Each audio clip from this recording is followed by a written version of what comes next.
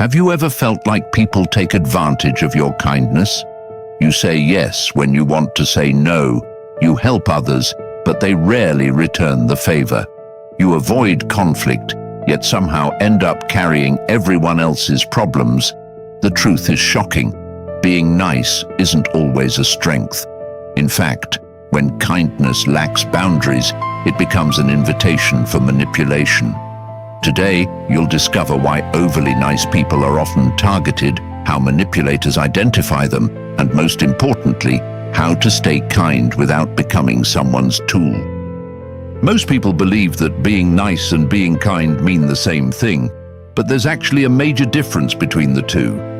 Kindness comes from a place of genuine care, confidence, and self-respect. It is a choice made freely because you truly want to help someone. Niceness, on the other hand, is often driven by a desire to avoid conflict, gain approval, or prevent others from feeling disappointed. A kind person can say no when necessary and still care deeply about others. A nice person often says yes even when it hurts them because they fear rejection or criticism. Manipulators are skilled at spotting this difference. They don't search for the strongest or smartest person in the room. Instead, they look for people who struggle to set boundaries and have difficulty saying no. When your decisions are motivated by fear rather than genuine choice, people learn they can pressure you into doing things you don't really want to do, and that is often where manipulation begins. Manipulators are always searching for easy opportunities. They know people pleasers often prioritize other people's happiness over their own needs. If someone constantly seeks approval, a manipulator can use guilt, praise, or emotional pressure to control them. They may say things like, "I thought you cared about me," or "You're the only one who can help." These statements aren't always sincere. They're tools designed to trigger your need to be liked. The more you rely on external validation, the easier it becomes for someone to exploit your generosity. Manipulators don't necessarily target weak people. They target people who have weak boundaries. Many people believe that saying yes all the time makes them generous, reliable, and easy to like. At first, it may seem true. People appreciate your willingness to help, and you feel good knowing that others can depend on you. But constantly saying yes often comes with a hidden cost that slowly grows over time. Every time you agree to something you don't truly want to do, you're sacrificing a piece of your own time, energy, and focus. In reality, every unnecessary yes is a hidden no to your personal goals, priorities, and well-being. As this pattern continues, frustration and resentment begin to build. You may start feeling exhausted because you're giving far more than you're receiving. What's even more surprising is that people may not respect you more for your constant availability. In many cases, they begin to value your time less because it is always accessible. When someone never sets limits, others naturally expect unlimited access to their help and support. Manipulators understand this better than anyone.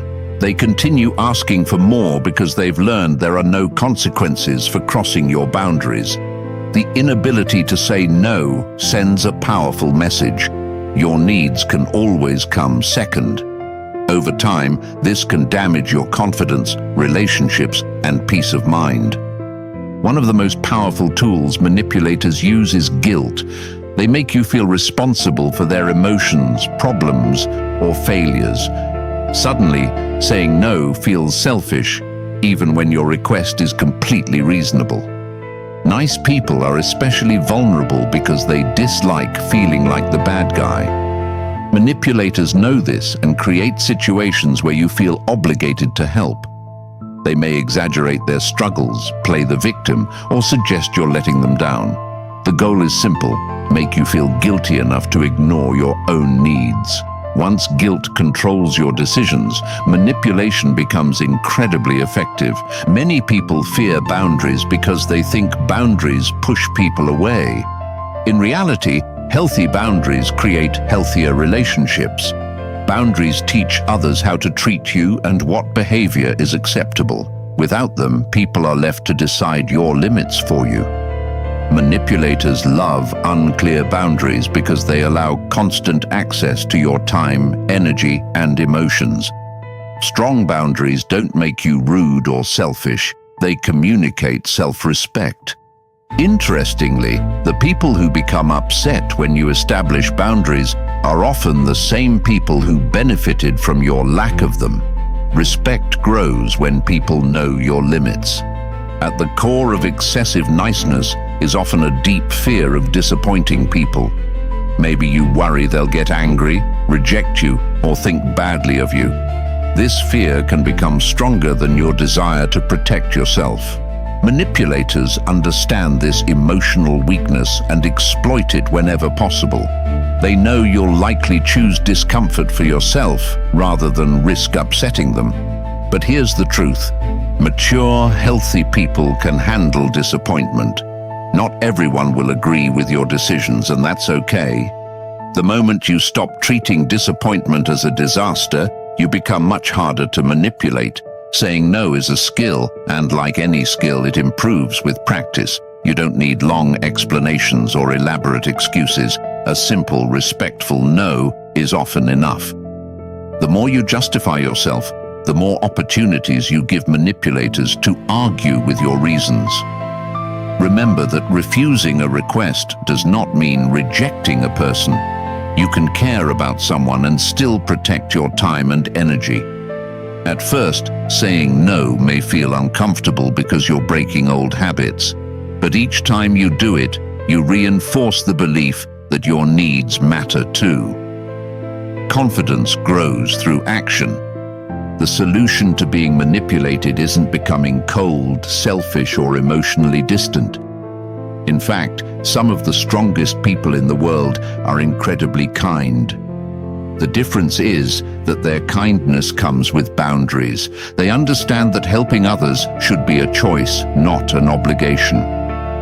When you give your time, energy, or support because you genuinely want to, kindness becomes a strength.